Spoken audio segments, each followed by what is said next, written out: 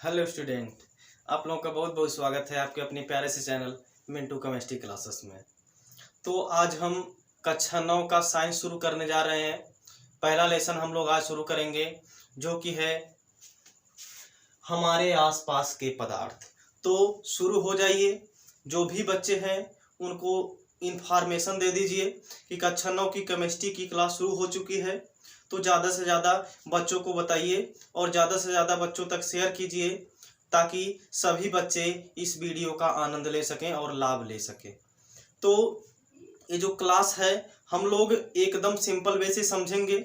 जो भी बच्चे अगर डरते हैं केमिस्ट्री से यानी साइंस से डरते हैं कि साइंस क्या होता है, इसके बारे में हमको कुछ भी नहीं जानकारी है क्या होता है, तो इसके बारे में हम यहाँ पे आपको एकदम डिटेल से एकदम जीरो लेवल से एकदम शुरुआत से हम लोग अध्ययन करने वाले हैं। तो कोई भी टॉपिक ऐसा नहीं होगा जो कि आपको ना समझ में आए। तो ज़्यादा से ज़्यादा स्टूडेंट तक शेयर करिए। तो इसके लिए हम आपको बताएंगे कि आपको यहाँ पे क्या क्या ज़रूरत पड़ेगी। जैसे आप लेसन शुरू कर यानी कि हम लोग लेसन का शुरुआत कर चुके हैं कक्षा 9 की केमिस्ट्री का। तो एकदम हम लोग एकदम बेसिक से पढ़ेंगे और ऐसा नहीं है कि ये जो साइंस है आपको ये पढ़ने में बहुत ही मज़ा आएगा। मज़ा इसलिए आएगा क्योंकि ये जो साइंस है ये आप दैनिक जीवन में इसका उपयोग डेली करते हैं, हमेशा करते हैं इसका उपयोग। और खास करके ये जो दो तीन लेसन क्या 9 की पूरी जो केमिस्ट्री है ये बहुत ही इंटरेस्टेड है और यहीं से आपकी शुरुआत होती है। अगर आप कुछ भी नहीं पढ़ पाएंगे यानी कि अगर आपको थोड़ी सी लापरवाही कर देंगे तो मान के चलिए आपको आगे की केमिस्ट्री बिल्कुल भी नहीं समझ में आएगी। तो शुरू से आप ध्यान दीजिए और नोट्स साथ साथ जरूर बनाइए। तो नोट्स अगर आप बनाए रहेंगे तो आपको कोई भी आगे चल के दिक्कत नहीं होने वाली है। जहां पे भी अगर आपको दिक्कत होगी तो आप नोट्स तुरंत खोल करके देख सकते हैं कि क्या मैटर है इसमें, ठीक है ना।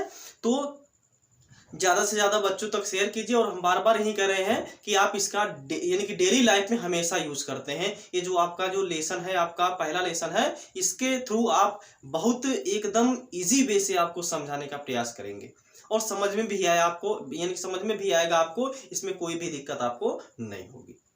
क्लियर ना। तो चलिए कॉपी और पेन उठा लीजिए, नोट्स बनाइए। और कॉपी और पेन उठा लीजिए, ऐसा नहीं है कि उठा लीजिए केवल, ठीक है ना। तो साथ साथ आप नोट्स भी जरूर बनाया करिए, ठीक। तो चलिए हम लोग शुरुआत करते हैं पहला लेसन जो कि आपका क्या है, हमारे आसपास के पदार्थ। पहले तो इसमें हम लोग इंट्रोडक्शन देखेंगे, पहले तो हम लोग इसमें समरी देखेंगे कि हम लोग इस लेसन में पढ़ने वाले क्या क्या है, ठीक है ना। तो क्या है देखिए, हमारे आसपास के पदार्थ। अब देखिए आसपास तो आपको क्लियर हो जा रहा होगा। अब देखिए इसमें एक टॉपिक आई है पदार्थ। पहले तो हम पदार्थ क्या होता है उसके बारे में थोड़ा सा आपको बता दें। हालांकि अभी हम आगे पढ़ेंगे पदार्थ की क्या होती है परिभाषा और ये सब अभी आपको बताया जाएगा।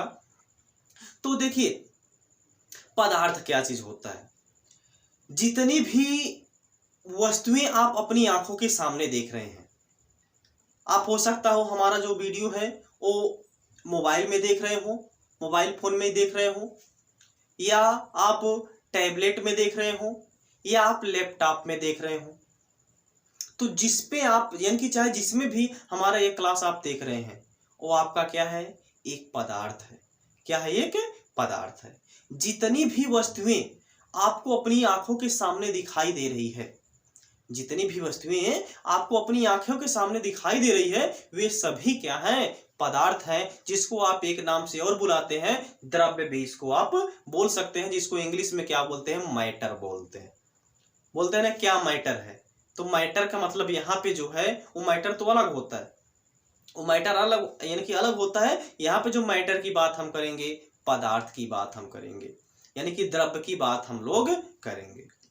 इसके आगे हम आप यानी कि और ज्यादा डिटेल में इसको डिस्कशन करेंगे। तो पहले हम देख लेते हैं समरी कि इसमें हम लोग क्या क्या पढ़ने वाले हैं। क्लियर ना। तो पहले यानी कि जो पहली टॉपिक हम लोग पढ़ेंगे, परिभाषा पढ़ेंगे।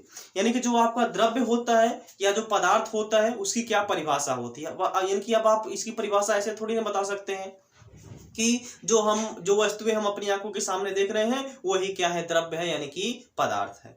इसका कोई मेन डिफिनीशन होना चाहिए।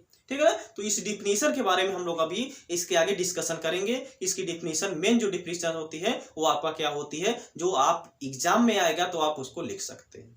क्लियर है। दूसरे टॉपिक हम लोग पढ़ेंगे पदार्थ का भौतिक स्वरूप।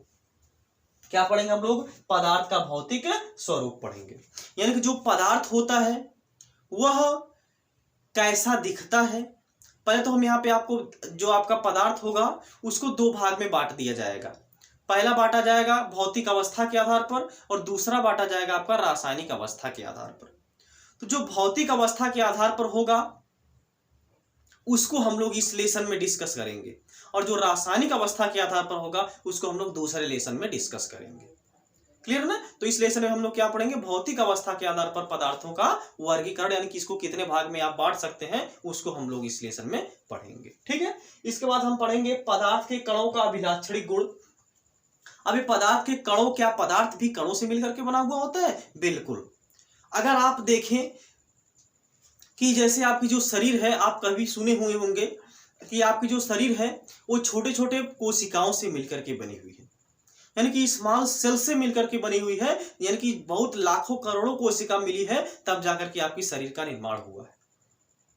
तो आपकी एक छोटी जो कोशिका है वो क्या है, आपकी शरीर की एक इकाई है, एक इकाई है। या आप देखते हैं ईंट ले लीजिए, आप ईंट देखते हैं, ईंट कैसे बनती है, ईंट कैसे बनती है, क्या क्या आता है, मिट्टी को गूंथा जाता है। तो जो मिट्टी है, मिट्टी में भी क्या होते हैं, बहुत छोटे छोटे पार्टिकल होते हैं, बहुत छोटे छोटे मिट्टी में भी क्या होते हैं, पार्टिकल होते हैं। उस छोटे छोटे पार्टिकल से मिलकर के आपका ईंट का निर्माण होता है। इसका मतलब यह है कि कोई भी पदार्थ जो है वो स्मॉल पार्टिकल से मिलकर के बना हुआ होता है, यानी कि जो कोई भी पदार्थ होता है वो बहुत छोटे छोटे कणों से मिलकर के बना हुआ होता है। अब आप हमारे हाथ में मार्कर जो देख रहे हैं ये भी बहुत छोटे छोटे पार्टिकल से मिलकर के बना हुआ है। आप बोलेंगे आप दिखाई तो नहीं दे रहा है, अगर आप माइक्रोस्कोप से देखेंगे तो आपको दिख जाएगा कि जो आपका जो मार्कर होता है ये बहुत छोटे छोटे पार्टिकल से मिलकर के बना हुआ होता है। तो जो भी आपका पदार्थ होता है वो बहुत स्मॉल पार्टिकल से मिलकर के बना हुआ होता है और उसमें बहुत सारे पार्टिकल आपका हो सकते हैं। क्लियर।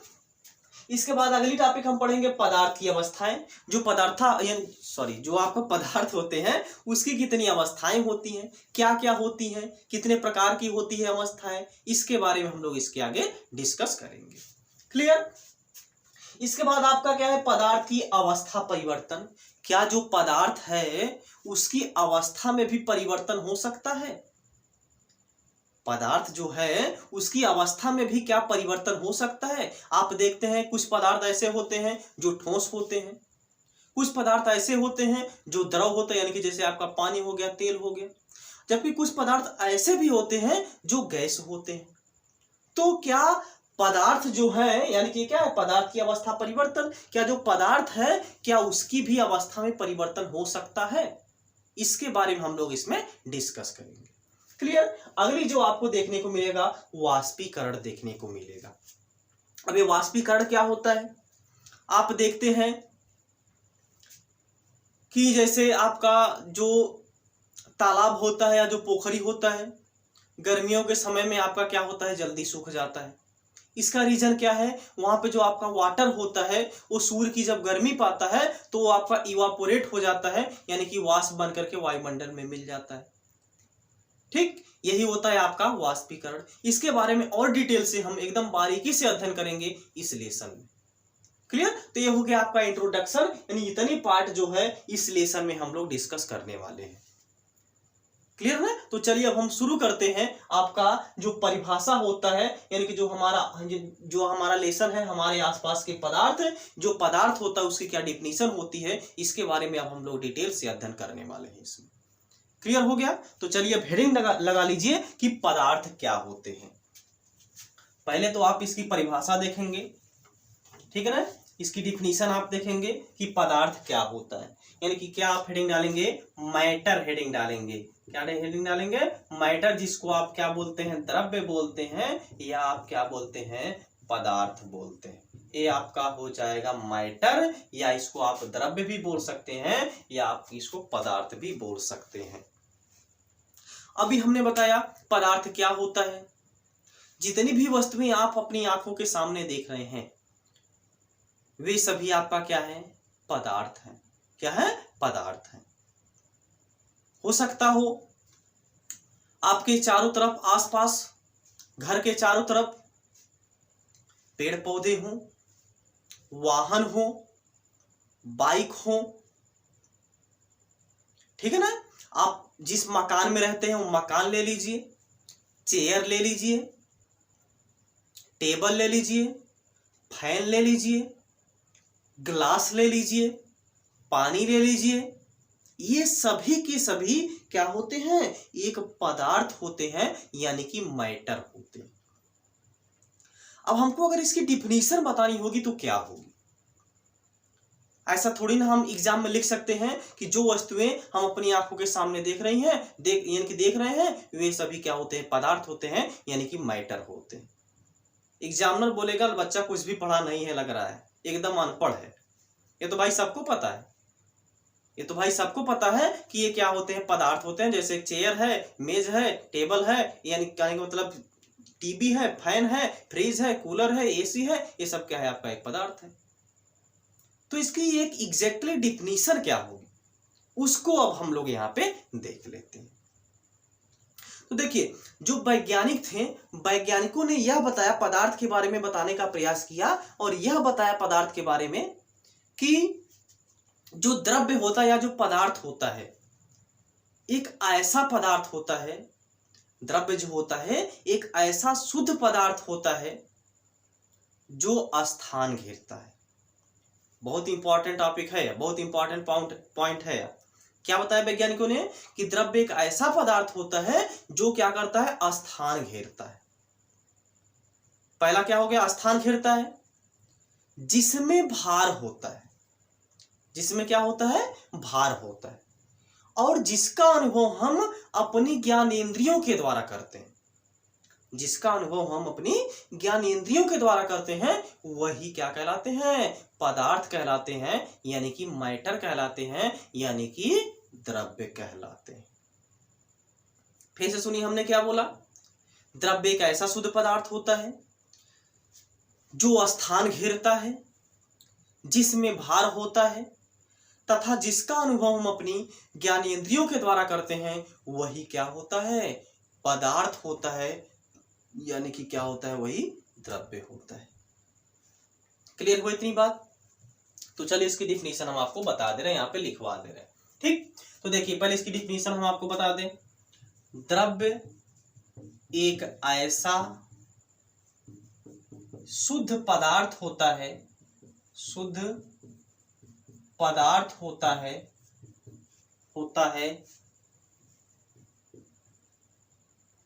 जिसमें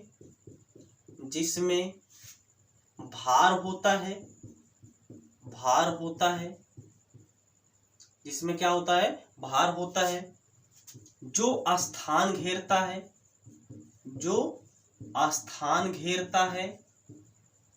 तथा जिसका अनुभव हम अपनी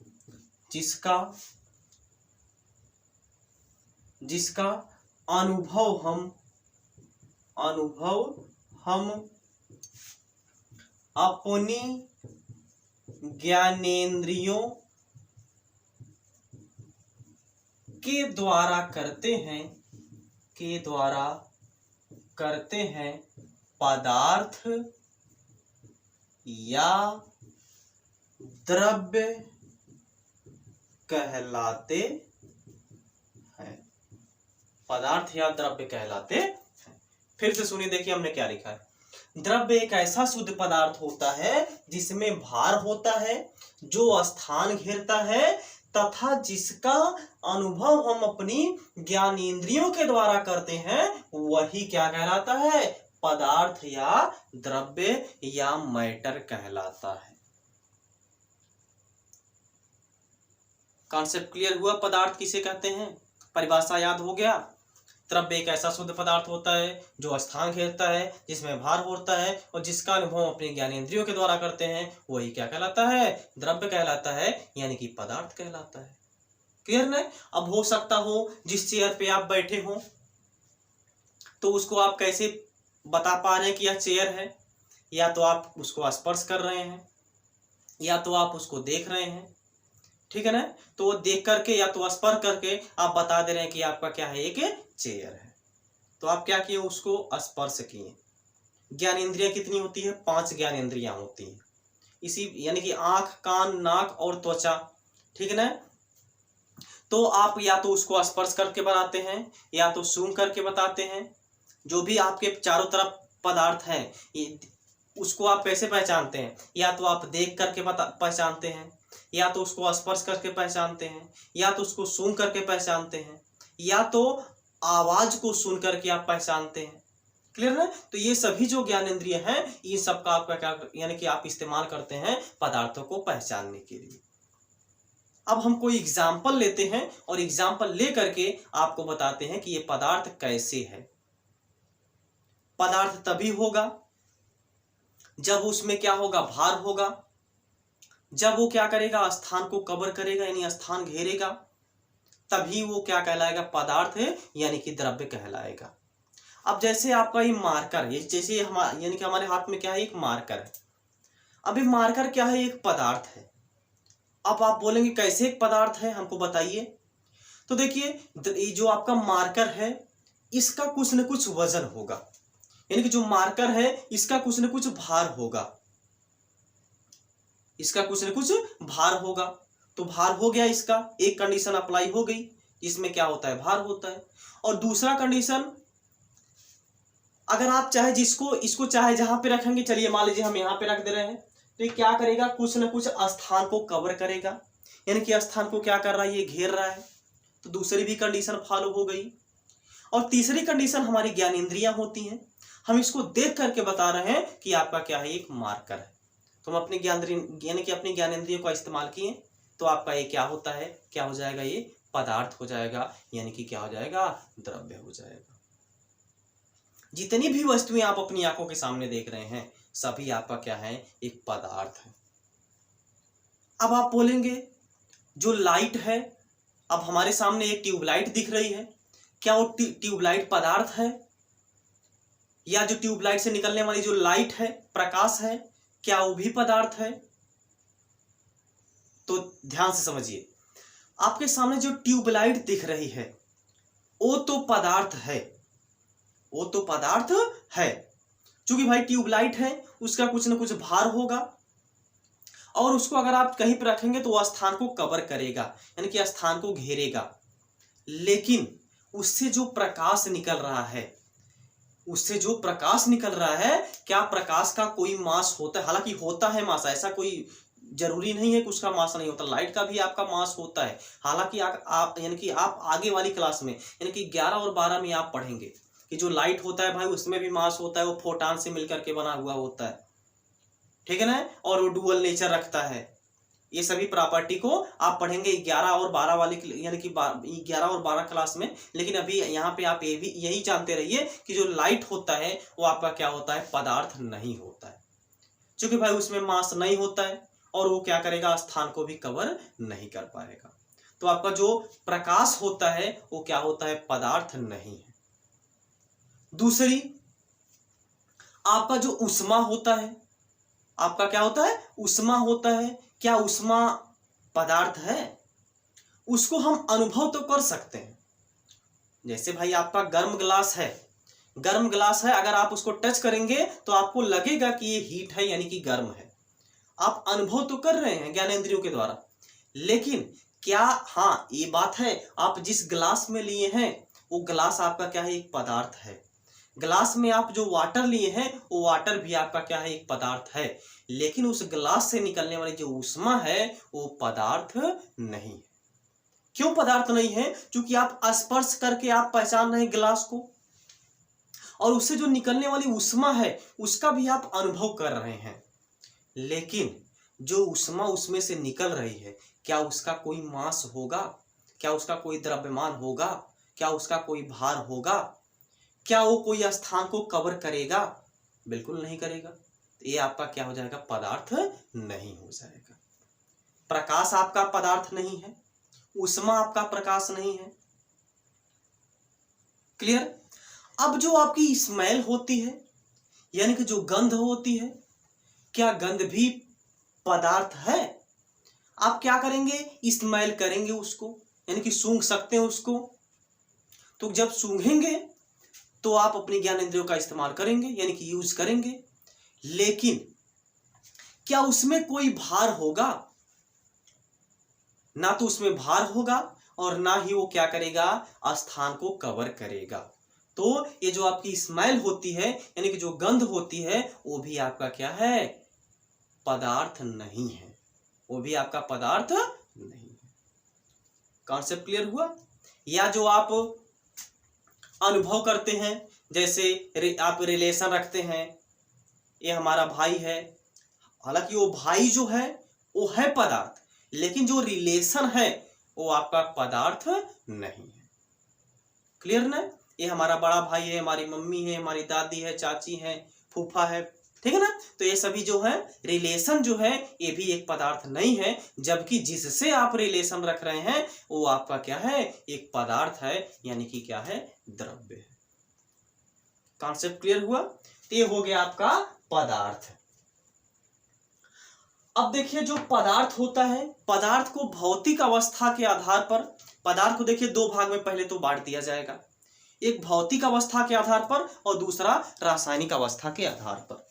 तो जो पदार्थ होता है, पदार्थ को कितनी भाग में बांट दिया जाता है, दो भाग में बांट दिया जाता है। पहला होता है आपका भौतिक अवस्था के आधार पर। क्या होता है पहला? भौतिक अवस्था के आधार पर, भौतिक अवस्था के आधार पर, आधार पर। दूसरा जो होता है रासायनिक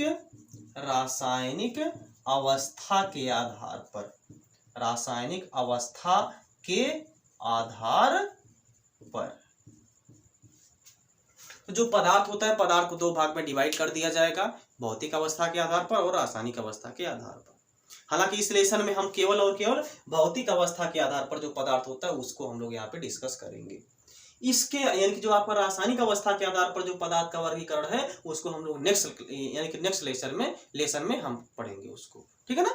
तो चलिए हम शुरू करते हैं जो पदार्थ की भौतिक अवस्था के आधार पर। अब देखिए जो पदार्थ की भौतिक अवस्था के आधार पर जो पदार्थ होता है उसको तीन भाग में बांट दिया जाता है।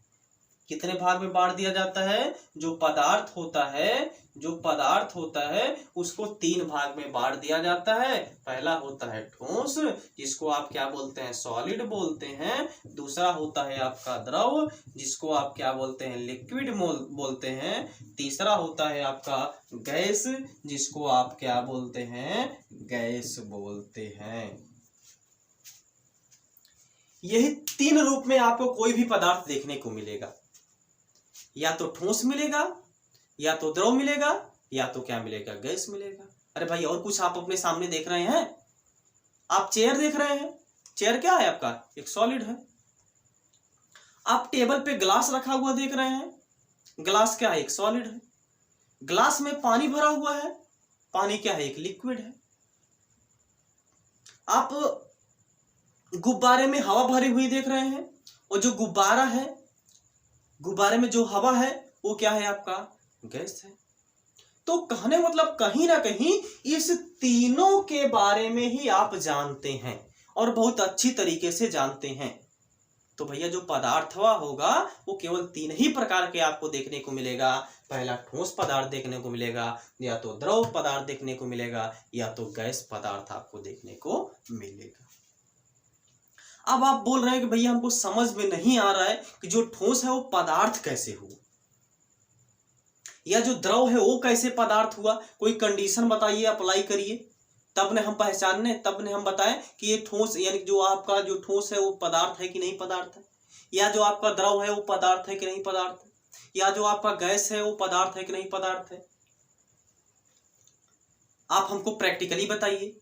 तो भैया देखिए यहाँ पे आपको हमने बताया था, हम एकदम डिटेल से आपको पढ़ाएंगे, एकदम घरेलू माध्यम से, एकदम जीरो लेवल से आपको पढ़ाएंगे। अगर आपको केमिस्ट्री कुछ भी नहीं समझ में आती है तो बिल्कुल भी चिंता करने की जरूरत नहीं है, केवल आपको क्या करना है, मेहनत करना है।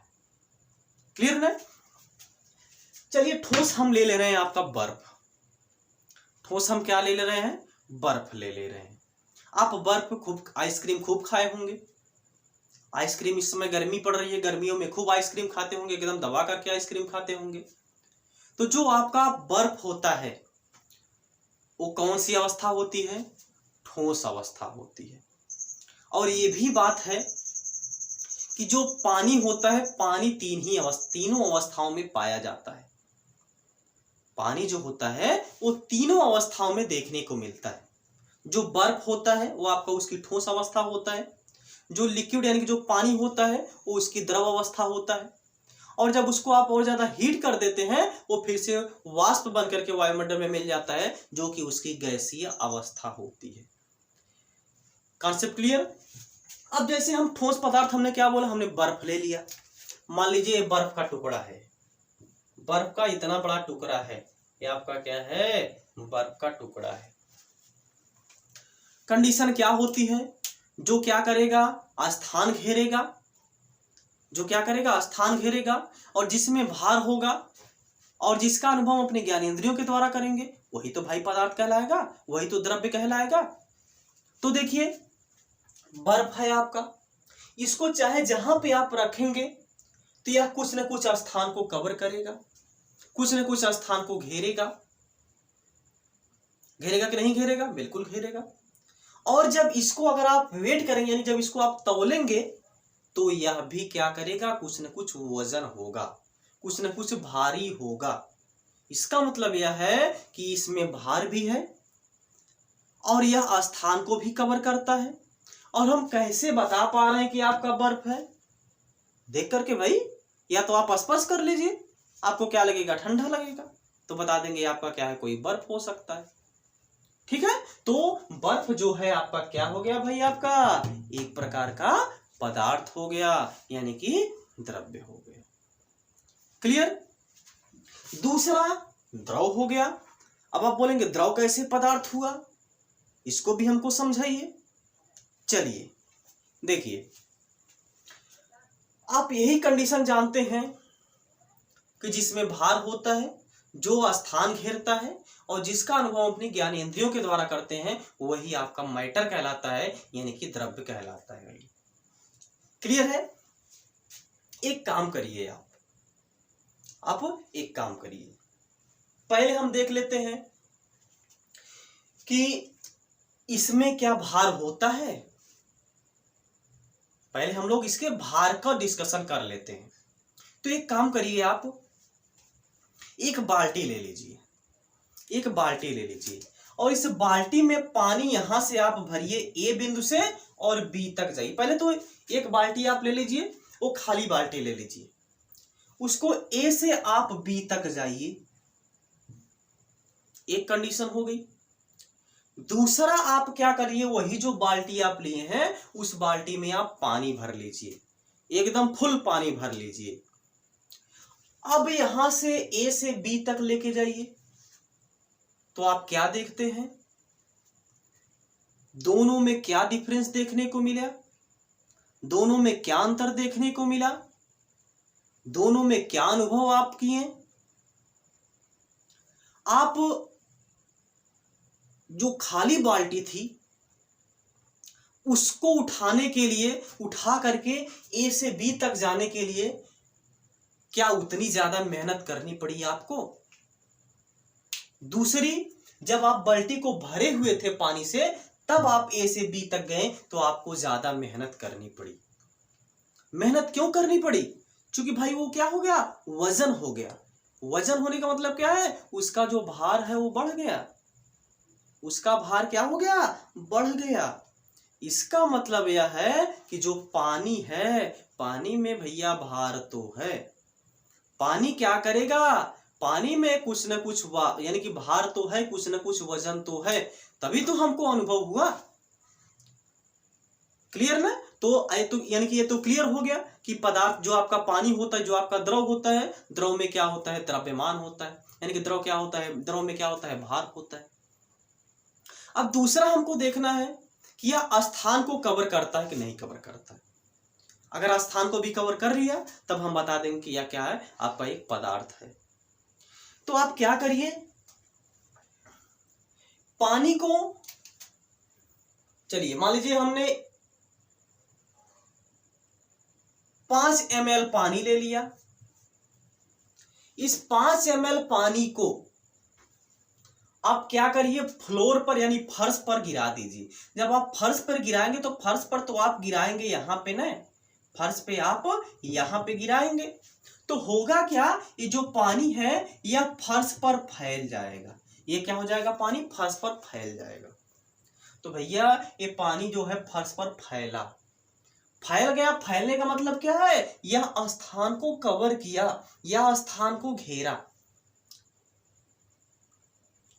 जिससे यह पता चलता है कि पानी, अरे भाई पानी तो हमने गिराया था यहीं पे, तो कहां पे चला गया पानी, यहां पे, यानी कि इतना स्थान को घेर लिया। इसका मतलब यह है कि पानी क्या कर सकता है, यानी कि स्थान भी घेर सकता है।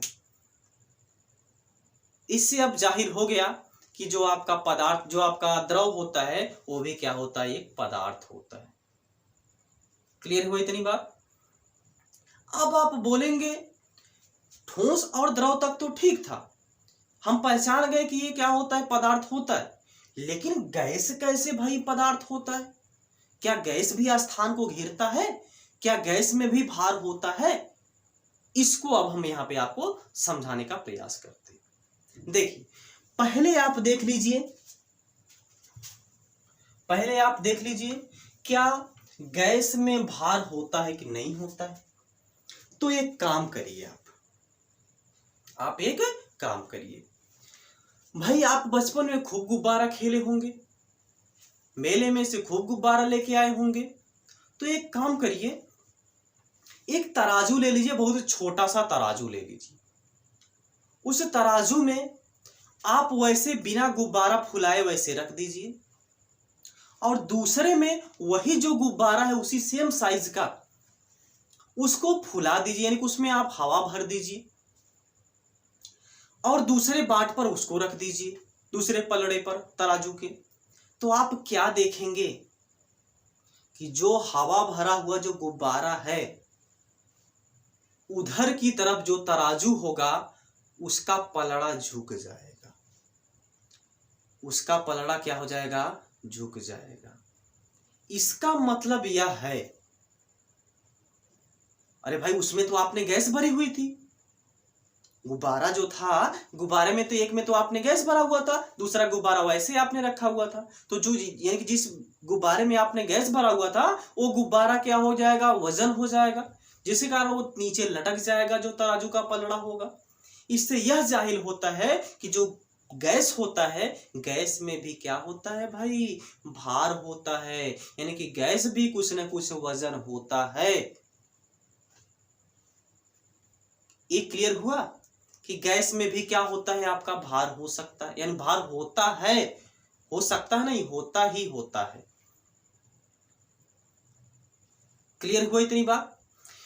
अब आप बोलेंगे तो हमको समझ में आ गया कि गैस जो होता है गैस में भार होता है, लेकिन ये स्थान कैसे घेरता है भाई, ये बात हमको समझ में नहीं आ रही। तो एक काम करिए, आप एक ले लीजिए यहां पे बाल्टी, 2 बाल्टी ले लीजिए, 2 बाल्टी यहां पे आप ले लीजिए, और दोनों बाल्टी का जो साइज होगा वो आपका सेम होना चाहिए। सेम बाल्टी ले लीजिए और दोनों में आप क्या करिए, समान स्थान तक इसमें आप पानी भर दीजिए, यानी कि इतना इसमें आप क्या कर दीजिए, पानी भर दीजिए। और एक आप कीप ले लीजिए, क्या ले लीजिए, आप कीप ले लीजिए, और इस कीप का जो दूसरा सिरा है इसको आप कॉटन से ढक दीजिए, कॉटन से इसको आप क्या करिए, ढक दीजिए। और दूसरा जो है कीप,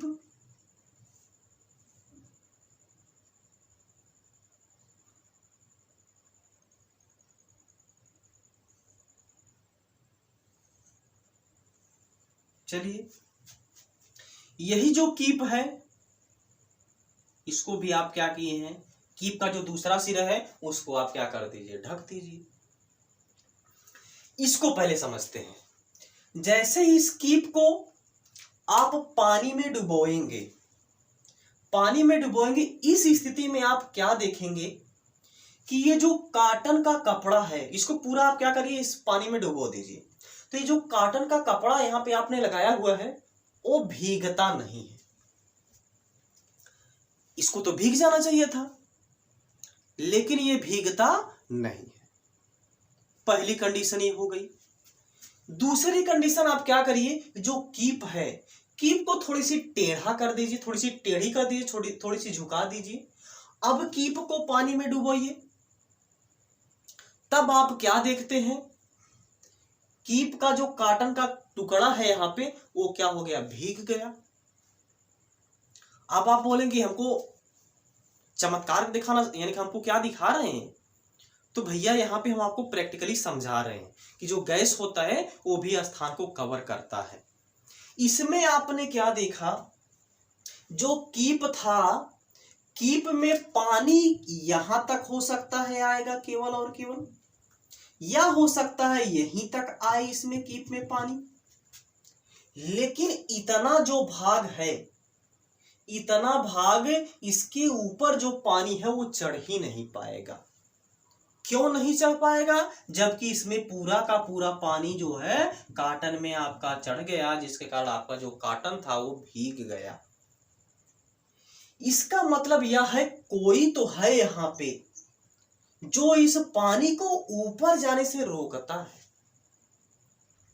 कोई ना कोई तो है यहां पे जरूर, जो क्या कर रहा है, यहां से पानी को ऊपर जाने से रोक रहा है।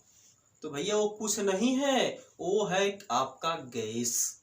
वो आपकी क्या है, गैस है। अगर यही गैस ना होती, अगर यही गैस ना होती तो ये जो पानी है, पानी पूरा का पूरा ऊपर चढ़ जाता और आपका जो कॉटन का कपड़ा है वो आपका कॉटन का कपड़ा एकदम से भीग जाता। लेकिन यहाँ पे बच जाता है, जिसके कारण, यानी कि बच जाता है। क्यों बच जाता है कॉटन का कपड़ा भीगने से, क्योंकि यहाँ पे कुछ गैस इकट्ठा हो जाती है और गैस इकट्ठा होने के कारण जो आपका पानी होता है वो ऊपर नहीं चढ़ पाता है और आपका जो कॉटन का कपड़ा होता है वो भीग नहीं पाता है।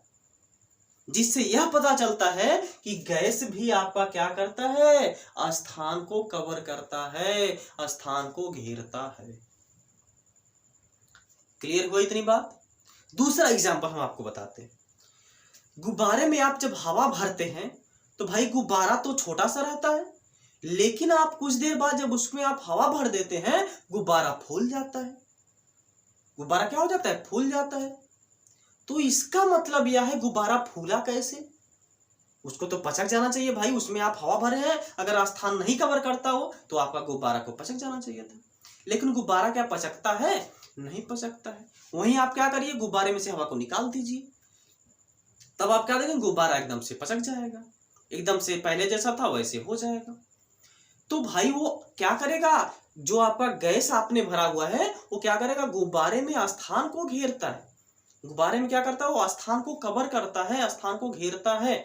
जिससे यह हमको पता चलता है कि जो गैस होता है वो भी क्या करता है, स्थान को कवर करता है, यानी कि स्थान को घेरता है।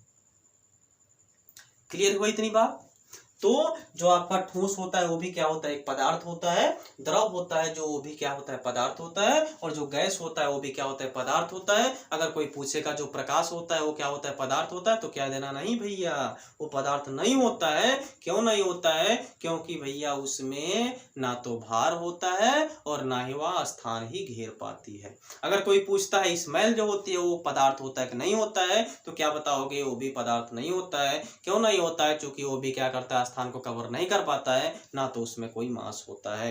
अगर कोई बोलता है जो उष्मा होती है वो क्या होती है, क्या पदार्थ होती है, तो आप बोलेंगे उष्मा भी पदार्थ नहीं होती है, क्योंकि वह ना तो स्थान कवर करती है और ना ही उसमें मास होता है। हाँ, उसको हम अनुभव कर सकते हैं।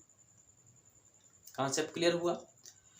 तो अब हम नेक्स्ट क्लास में पढ़ेंगे जो सॉलिड, लिक्विड और गैस है वे क्या होते हैं, और इसके यानी कि इसके बारे में हम डिटेल से अध्ययन करेंगे नेक्स्ट क्लास में। तो आज के लिए बस इतना ही, मिलते हैं नेक्स्ट क्लास में। Thank you.